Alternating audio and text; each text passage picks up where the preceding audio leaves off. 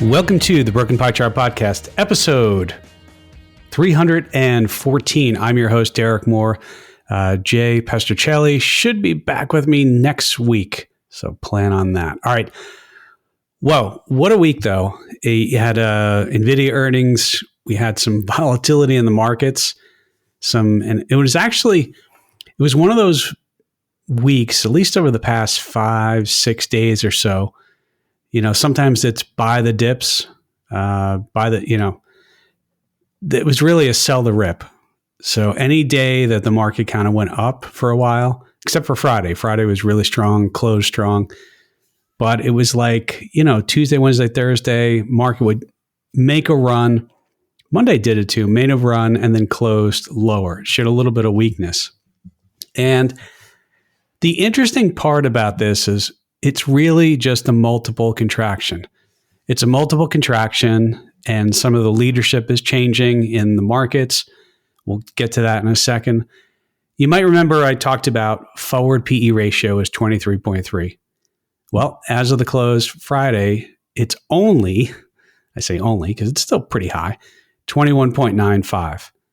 And that's a combination of price coming down and earnings estimates ticking up a little bit. But that forward multiple is that's the big thing. Because if I take a forward estimate now of 271.33, that's 271.33 per share, times 21.95, you get 59.55 in the markets. 59.55 in the markets. Market close 59.54.50. So that multiple changing, if that multiple goes back to 23.3 where it was, and I'm not saying it is, I don't know where it's going to go. It could go up, it could go down. But if you do that, we get to 63.21. That would be another all-time high. So here we have a situation where earnings per share estimates, the forward estimates, have gone up a little bit. The PE multiple has come down. And, to give you an example, if you just went from 21.95 to 21 times 271.33, that brings you to 56.97. And remember, would we say the market's closed at 59.54? So that would be about 256 points lower if it just went down to 21. So you see that sensitivity in forward multiples. So that's something to keep an eye on. It's worth noting too that stock like Nvidia, because their forward estimates went up and their forward PE is under 30 now. It's 27.61 over the next 12 months. So does that mean the stock's going to go up? Maybe. Does it mean it's going to go down? Maybe. But what I can tell you is that the Magnificent Seven, which is including Nvidia, is kind of in a correction period. And as of at one point, it was down almost 11% from the December peak. And so a correction, as they say, is a decline of more than 10%. So Magna 7 has declined 10%. What's interesting is the market still has been right around all-time highs. We talked about Nvidia, the stock trading at lowest multiple in a year ahead of earnings. And we know that because earnings estimates went up and the price went down, although it recovered on Friday. It's below 28 now. It's not only below 30, it's below 28. So that's sort of significant. You have a revaluation of the market. And in my opinion, I think that's healthier than, let's say, all of a sudden an earnings scare or something else. So, it's just something to keep an eye on. Let's talk, though, about these different sectors. And Mike Puck and I talked about it last week. I looked a little bit further. And I pulled up, this is year to date, the NDX down 0.5%. S&P is up 1.44%. The Russell is down 2.87.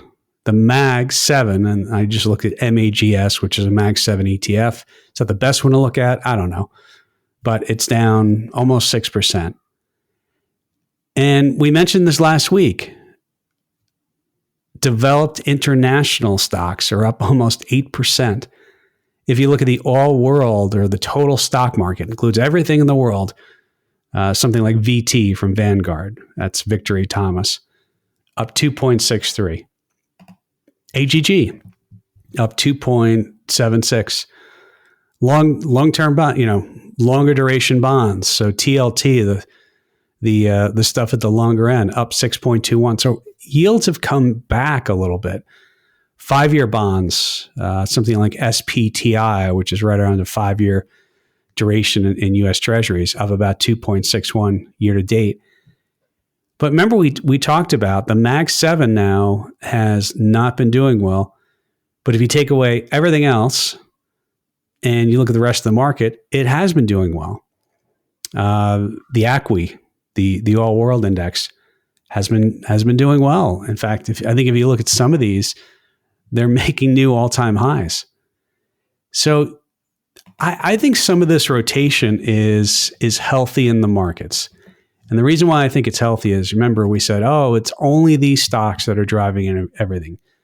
What if they go down? Well, you just saw it. I mean, they went down, the multiple contracted, but some of the other stuff has been holding up okay.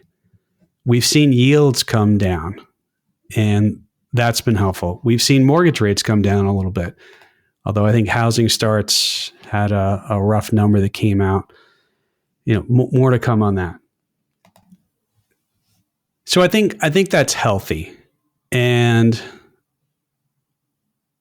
I'm going to talk about Nvidia in a second too, because I think it's worth sort of looking at, just how good their earnings were.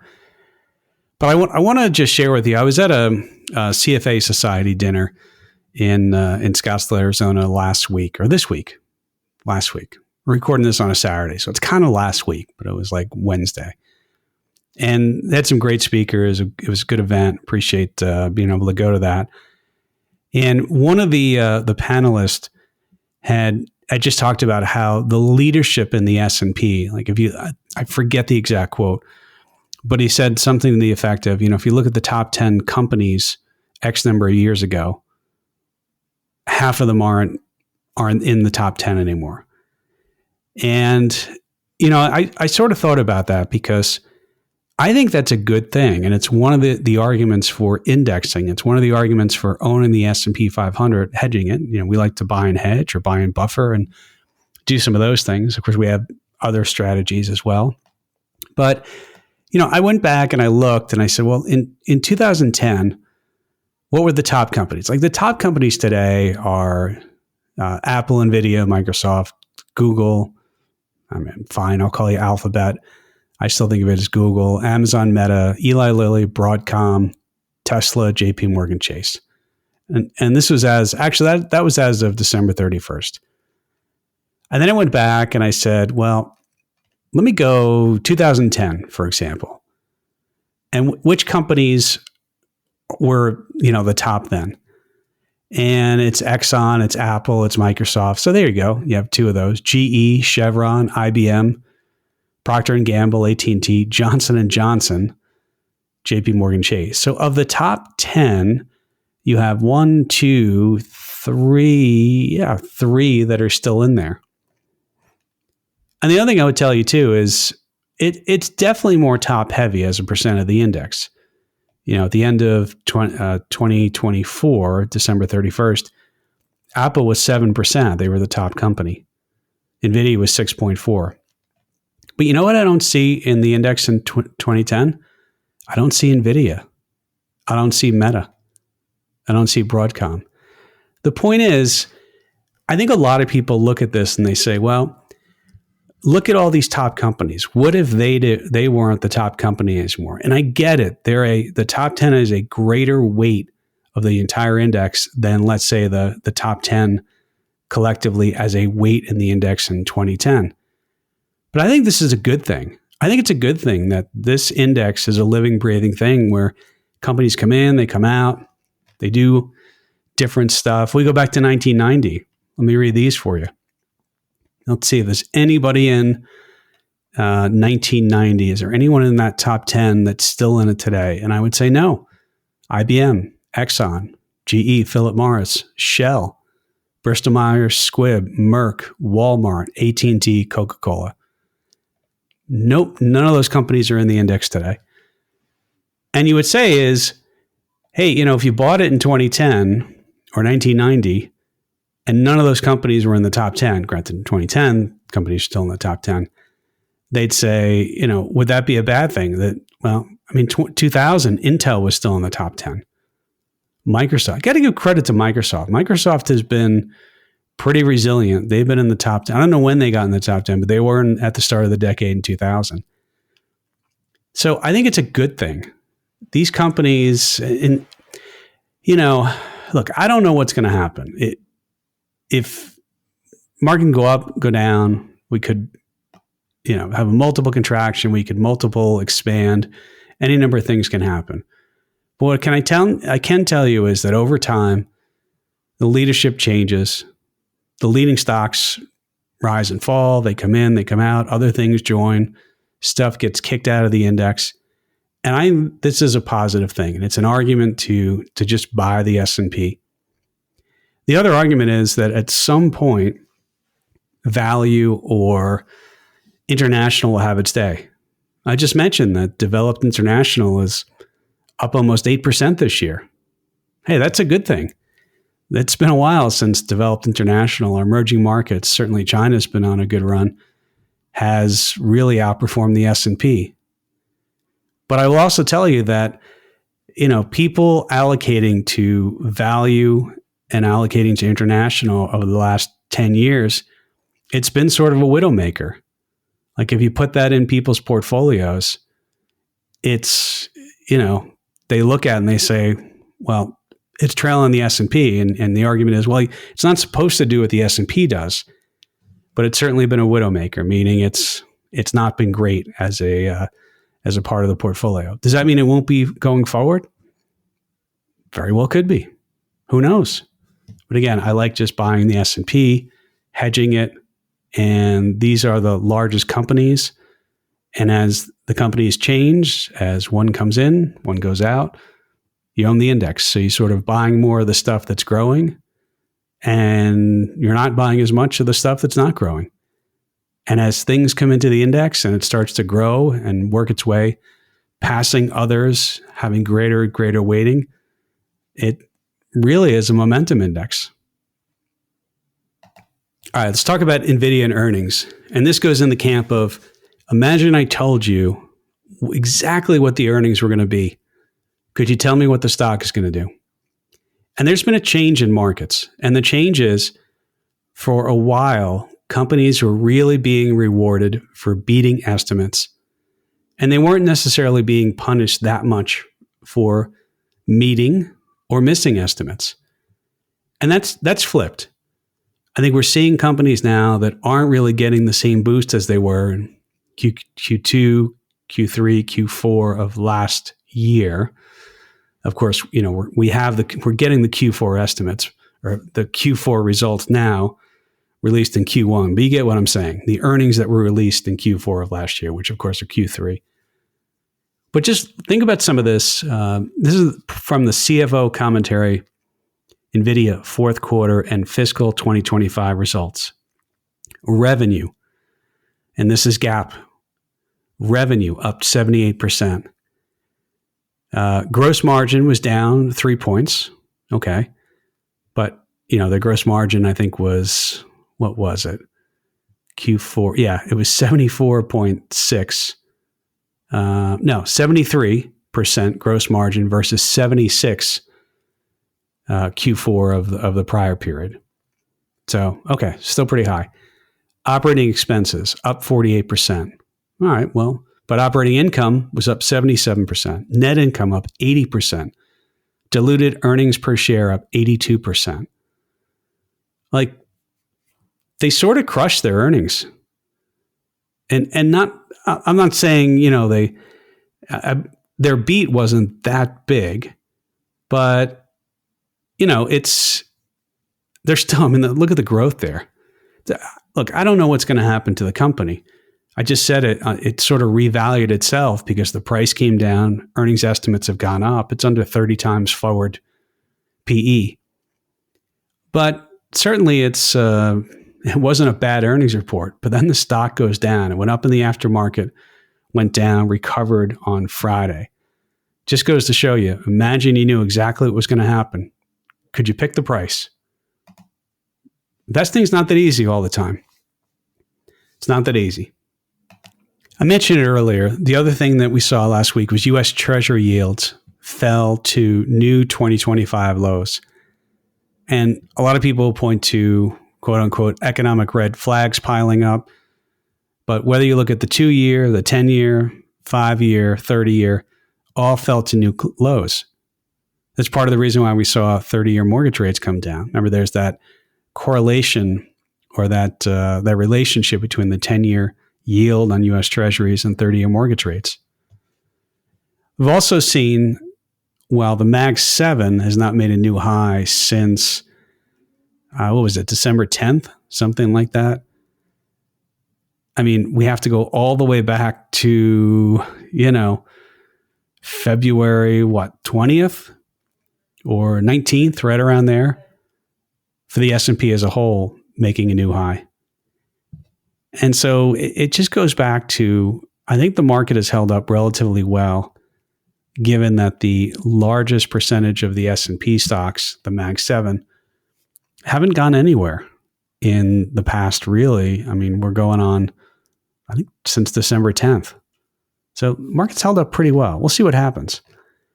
The other thing that I continue to hear a lot of is on tariffs. And Goldman Sachs had a chart out. They called it the impact of tariff increases on the U.S. effective tax rate, or tariff rate, sorry, not tax rate.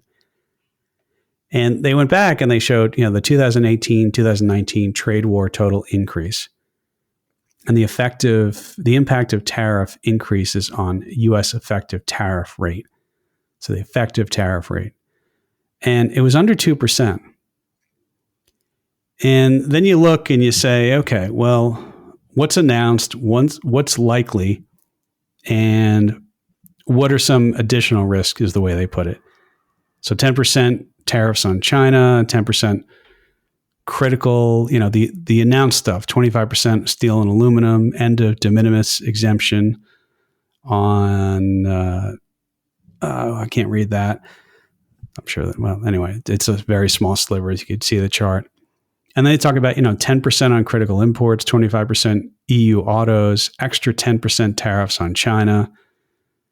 And then there's these they call them the additional risks, reciprocal tariffs, 25% on Mexico, 25% on Canada, 10% oil and gas, full EU, 25%, global auto, 25%, 60% China, universal 10%. And basically what Goldman Sachs, I think, is insinuating with their graph here is that even if you do all of that stuff, the impact in percentage points, meaning the effective tariff rate, would just be around 11%. So I don't have that much context on this, but I think I get where they're going on this, sort of the impact on if you did everything on here. We know that President Trump has announced, I believe it's March 4th. Is that, what day is that? Yeah, that's Tuesday. That Mexico and Canada are supposed to get additional tariffs. We'll see if those go in or not. I think the modus operandus has been go big on the tariff announcement and then be able to, and set a future date. And then some workaround will come about. We'll see, though. We'll see what happens. The thing that is not, and maybe Goldman's doing this. I wish I had the context behind this. Somebody had sent me this. I think it's a good graph. Is just the idea of, in the past, tariffs haven't necessarily been inflationary, and maybe part of that is it sort of affects the demand side of the economy, and so if demand is less, maybe there's not as much pricing pressure. There's also the thought that maybe a lot of stuff, quote unquote, was brought in before the end of the year, before the threat of actual tariffs being on there. We'll see. I mean, my opinion generally is that it's better to have open and free trade. Those of you who've listened to this podcast for a long time know I've brought up the fact the U.S. often buys sugar or sugar prices. The domestic sugar is often considerably higher in many cases than foreign sugar if we brought it in from Brazil or Mexico. And those tariffs are squarely to protect the U.S. Sugar industry. I think it's better if there's free and open trade. The idea is that if one country can make something more effectively, cheaper, better, then they should export that. And we should probably buy it. We should focus on, I say we, the US, we should do what we can make better, cheaper, faster, all those types of things. I think the other thing with this too is just this push and pull from the whole idea of, like Arizona, for example. I've mentioned this before. Taiwan Semiconductor is building a huge semiconductor plant, very big semiconductor plant in northern Phoenix in Arizona. And, that is another aspect of this where if enough countries or companies, if they start to do more reshoring, I think the main thing for investors, though, is that we're going to be in this period of where news does drive price a little bit. And, famous technician Ralph Acampora would say price drives news, meaning if price went nowhere, it doesn't matter what the news is. It's not news. But we could have this situation in the near term where there could be some volatility in just the news cycle, what's being announced, what's not being announced. And I still think the general feeling by a lot of analysts is that the tariffs are a more negotiating ploy, and they're not necessarily going to be, it probably doesn't make sense to have these massive tariffs. I think that's the other part we talked about is quotas. We've talked about that before, where sometimes there's these quotas where you can import X amount of stuff, and once you get over that amount, then the price doubles or triples. You have to, that's kind of how the sugar tariffs work. There's a quantity you can bring in from overseas, and once you exceed that, then it's like 100% tariff or something like that. So, but I just think that the news cycle is definitely going to be one of those things that we've got to watch. All right, I have to bring this up too. And somebody passed me this. This is from the Daily Shot. And this is the AAII, the American Association of Investors. And they do surveys, and I don't know what they ask people, but apparently they must ask them, are you bullish or bearish? I don't know the time frame. Just, are you bullish or bearish right now? And I don't know what else they ask them. But it's a graph, and it's the AAII bearish readings are the highest that they've been since 2022. And you think about 2022, and you can't see this chart, but it's basically right about the low in the market. All that's happened is we've had a valuation adjustment. We've had a re-rating of the multiple, and the Mag 7 hasn't made a new high since way back in December. Remember, we did make a new high earlier in February. So I found this a little bit interesting because to see it this bearish when we're not that far off from the old highs is interesting. Now, the reason why this matters is, and I don't want to call, a lot of people refer to this as, individual investors as the dumb money versus, let's say, the smart money being institutions, and the smartest money maybe being the bond market.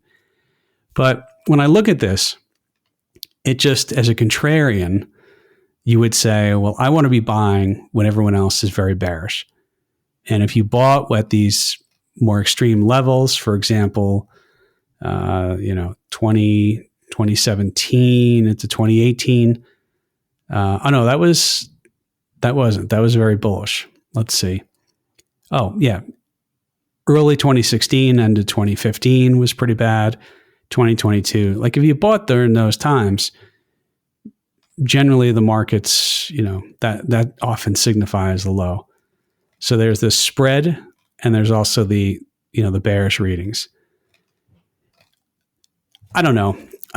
The one thing I would say is whenever there's a market drop, there's a market drawdown, I immediately look at what high yield is doing. And what was interesting on Wednesday was that, I think it was Wednesday, Apple was up, and Apple didn't have earnings, but Apple was up. Everything else was down. If Apple was down, the whole market would have been down a lot more. And high yield was slightly up. And I always look at that because, especially high yield, it was odd that Apple was up and other stuff was down. But to me, if spreads are widening, like if spreads are blowing out, meaning if the yield on high yield bonds, which means, high yield is selling off. So when it sells off, if you buy high yield, your yield to maturity goes up because now you're getting the not only the price movement, but also whatever the coupon is compared to treasuries. But typically when things get bad, those blow out. High yield spreads widen, high yield sells off along with the market. In fact, historically, it's probably a 60-70% correlation of high yield to equity markets. And so, I'm not saying it was a fake sell-off. I mean, we'll see what happens next week. But it just, one of those two things isn't right, in my opinion. And to confirm it, you'd have both down. And the fact that both weren't down tells me that either high yield is wrong, quite possibly could be, or the equity markets are wrong, and it quite possibly could be. I'll let you know when I know. How's that?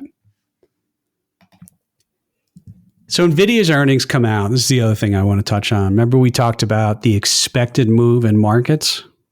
Well, it was right around 9.5% was the expected move. And what was the actual move from the close Wednesday? Remember, Nvidia reported earnings after the close to the close on Thursday. Nvidia dropped 8.48%.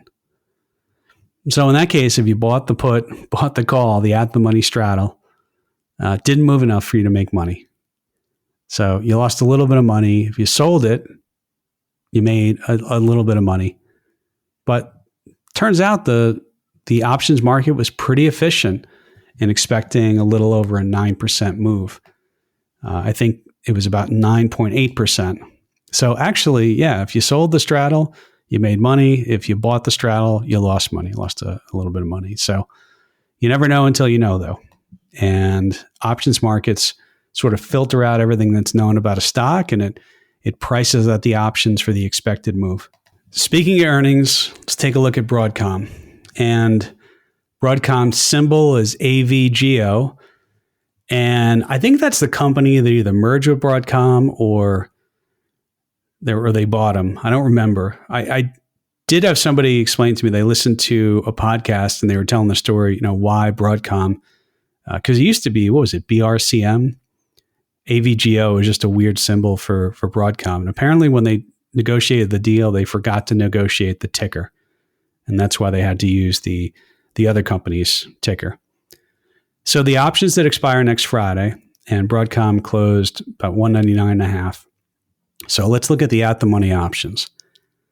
So we say the 100 moneyness, which is, remember, moneyness is just a fancy way for saying if it's at the money, it's 100%. If it's 20% below the market, it's 80% moneyness. If it's 20% above the market, it's 120% moneyness. So it's 96, we'll round it to 96, is the implied volatility. Okay. So basically the expected one-day move for AVGO or Broadcom, you take 96 divided by 15.875, which is the square root of 252, and you get about 6.05%. 6.05%. So earnings don't happen till Thursday, I believe, after the close. Let me just look that according to what I have. Subject to change, but it's after the close. So, basically you have 5 days to, before the effect of the earnings are going to be in there. And if we know the 1-day move is 6.05, the square root of 5 days times 605 tells you, it's sort of pricing in one standard deviation between the open Monday and the close Friday of about 13.5%. So how does that hold up as far as and the right way to do this? I'm not recording this on Thursday afternoon, but if I was recording it Thursday afternoon, the real way to see the effect of the earnings in the option is to look at where the implied volatility closes on the day before they report after the market, because it's really predicting the next day. But if you look at this, and if you bought the straddle, the midpoint of the call, let's see, the 200 call, so it's not, it's a little out of the money, but we'll buy the put too, 930. And if I look at the corresponding put, which is the 200 put, that's about 965. Yeah, so if you bought that straddle, and to break even, the stock would have to move 18.95 up or down for you to make money. So, that's sort of basically, that's the other way of doing this. It's about 9.5% is how they're pricing the straddle right now. So we'll see how that does. That's, everyone forgets that Broadcom it's in the top 10 in the weighting. So don't sleep on this one. A lot of times we look at Nvidia, but Broadcom's the other one that's pretty big. And I'm just looking at earnings next week. CrowdStrike comes out, so CrowdStrike earnings. See if there's any of the other big names. I thought Costco was next week. Yeah, it is. Costco is on Thursday as well. Rigetti, that's one of those crazy. I shouldn't say crazy. I'm not that familiar with their fundamentals, but the quantum computing, that's one of those. I don't know what that stock's going to do or what it's done, but so yeah, that's kind of the idea. Oh, Box is kind of the competitor to what's the other, the online drive storage. Why can't I remember it? It doesn't matter. All right, so we're going to watch for Broadcom. We're going to watch those earnings, and I think for me, I'm going to continue to watch what the market does relative to high yield. I'm interested in that. And it almost looks like we're seeing, we'll see where rates go.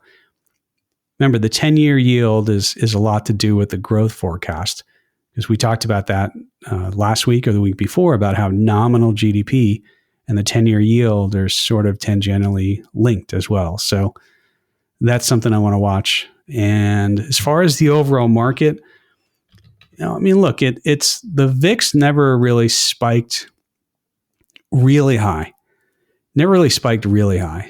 And, if I look and I say, well, what does the VIX tell us, if anything? And what I would say is that you didn't get a blowout in the VIX. You didn't even get really an intraday. It closed 19.63. It was above 20 on Thursday, but you never got that surge past 25, close to 30 in the VIX. The thing I did see, and we saw this, I've mentioned before, we want to run a quantitative strategy, quant strategy, where we have some different volatility inputs. And we're either, sometimes we get long market, we're short the market. We can go either way on that. If you want more information on that, Derek.Moore at ZegaInvestments.com. That's DEREK.MOORE at Z as in zebra, E as in Eddie, G as in George, A as in Apple. Investments is up to you to spell correctly. But one of the things I saw in our modeling this week, and we look at the volatility surface across the SPY ETF options. We like taking a look at those. And you did see this, the very near-term implied volatility in the stuff that was expiring in very shortly. The ratio of that got to a level versus the levels of implied volatility in further out expiring options that was a little bit bullish. And we especially saw that on Thursday when the market really closed down badly. It rallied intraday up and then came back down. So we'll see if that continues. I'll let you know. I always say I'll let you know when I know. So, all right. Next week, Jay is planning on coming back on. Jay and I will be together and we'll talk about all sorts of stuff that may or may not be correct. And for everyone else, have a good week.